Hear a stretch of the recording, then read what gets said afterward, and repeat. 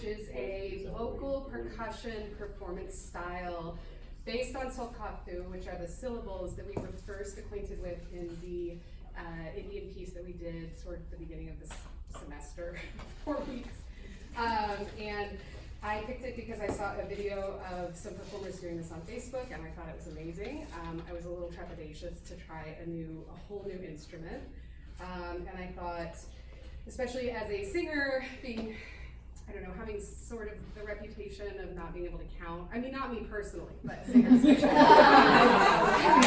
I thought it would be great to start to study something that was percussion and get to use my primary instrument, which is my voice. So Solkathu is a performance style in the Carnatic tradition, which we had a presentation earlier about Indian music that I think focused on North Indian music for the most part. And the Southern music is a little bit different. It doesn't have as much of a Middle Eastern, I should say Persian or Muslim influence. There were some dynasties in like the 1200s that influenced the music of Northern India. So Southern India, although it's similar, it has some distinct differences. It's still similar in that it's based on melodies, raga melodies that were developed out of the Vedic poetic tradition, so a way of communicating poetry and a religious tradition, and then these intricately subdivided rhythms. I kept coming back to the idea that like not getting to visit India was a big like pang in my heart.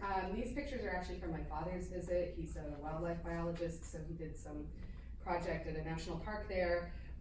And so this is from the region where the music I'm going to do actually originates from, and it was kind of fun to get that element of localization. I think maybe Ian mentioned on Tuesday also, what was fun about this project was that it was all about kind of making connections, talking to people to figure out like what direction to go in, writing to my dad and saying, hey, you went to India, where did you go? And then finding out he was like in the exact same place that I was interested in.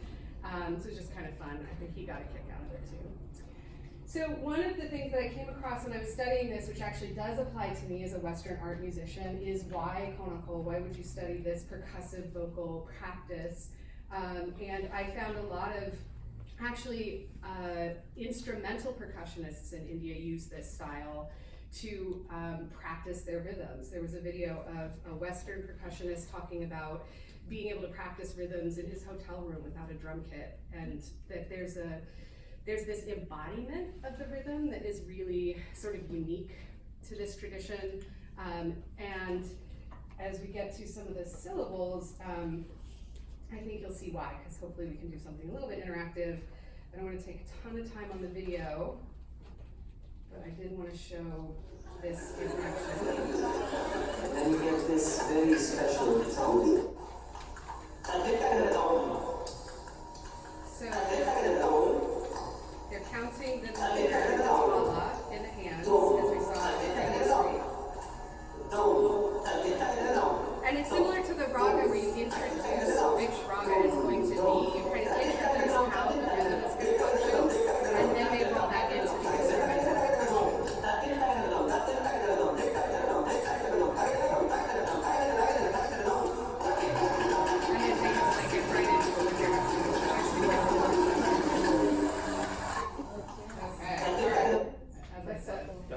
I could just show you the video forever. So that seems to be kind of a neat style in this music to kind of give people like a clue to where you're going, and then you start to rock out after that. Sorry, the font is really terrible on this screen. So Tala, as we learned previously, is somewhat akin to Western meter because they can be so long. There isn't necessarily an implicit accent, at least in this rhythmic tradition, and they can vary considerably in length. And so to keep track of that, they're kept through three types of hand gestures that are a little different from the gestures we saw in the North Indian style. So there's a clap, everybody clap, and then flip your palm over and smack it on your other hand. That's the wave. So we did this gentle wave last time. It's really a snap and then the other hand, and that's your duple. And then if you're going to count, you count with your pinky, ring finger, and middle finger. So we go from the end of the hand forwards. So to do like a pattern of 3, you would clap, pinky, ring finger, clap, pinky, ring finger, and you can keep track of it if you're seated on your thigh, for example. So, actually, I think I skipped something. You can't read this very well, which is really frustrating, but the way it helps you to embody rhythm is obviously the use of the syllables. So I've heard people say takadimi before, like I think this is something that's been borrowed into our music already, but it's really exciting to see how easy it is to do something like a 5-beat rhythm or a 7-beat rhythm, which as a Western art musician, especially a singer, I'm always like, 1, 2, 3, 4, 5, 1, 2, 3, 4, 5. Like I'm not very good at it. But here you would just say, taka takita, taka takita, taka takita. And so you have this way of kind of keeping track of things. I think the one in the piece that I'm using is the takidika, tadikitaton, tadikitaton. It rolls off the tongue, it's really exciting. So you're keeping track of that meter, and you're using these syllables to keep track of this verbal rhythm. So this was a little exercise I thought maybe we could do together. It's actually really simple. It's just, you're just doubling the speed each time essentially, but it kind of feels fun to try it. So we're gonna do, for those who'd like to join, the clap, pinky, ring finger, clap, pinky, ring finger. The syllables we're gonna use are the ta, ki, ta, ta, oops, now I'm already off. Ta, ki, ta, ta, ki. And we're gonna do that 4 times. Ta, ki, ta, ta. We're gonna double it.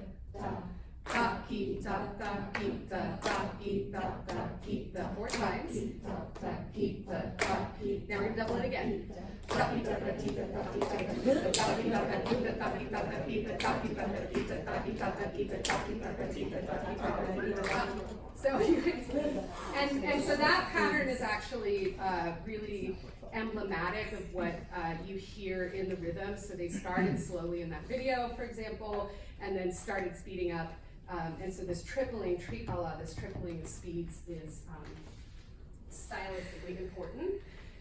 Okay, so I was using a textbook and a set of videos. I did not meet anyone to teach me this in the time that I had. But there's a very good textbook actually by, I think, a Western art music professor. He might be like a musicologist. But it's a textbook and a set of videos, and I wasn't sure which piece would be good for the presentation in the class.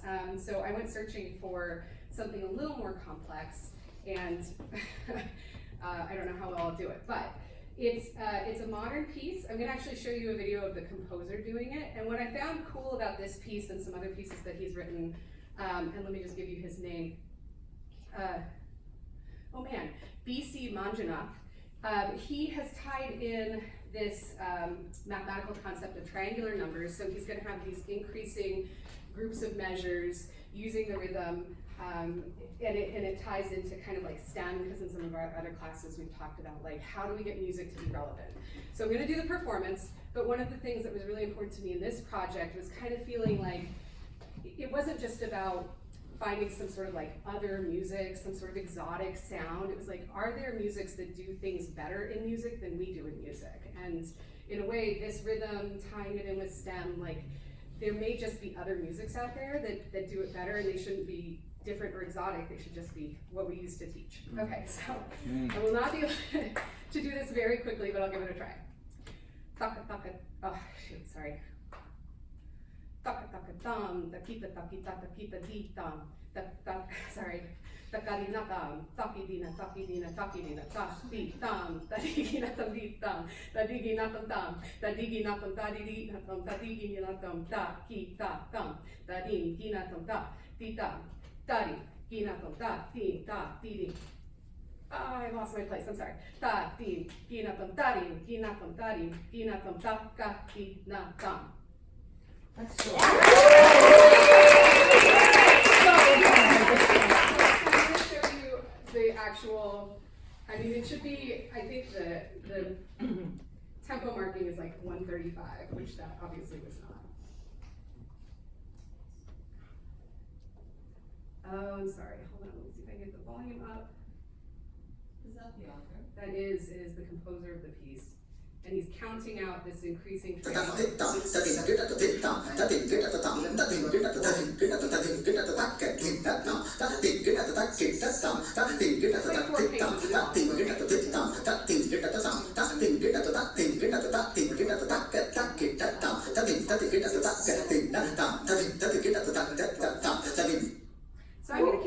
Yeah, because I think it is, well, it's making me better at rhythm, which I've never been that good. Okay, go get it. I can so see this being like, something you do at the very end of a program. You just walk out and you feel that, you know? Yeah, someday. A little bit more practice. Just an announcement, y'all. We have, like some of you know, we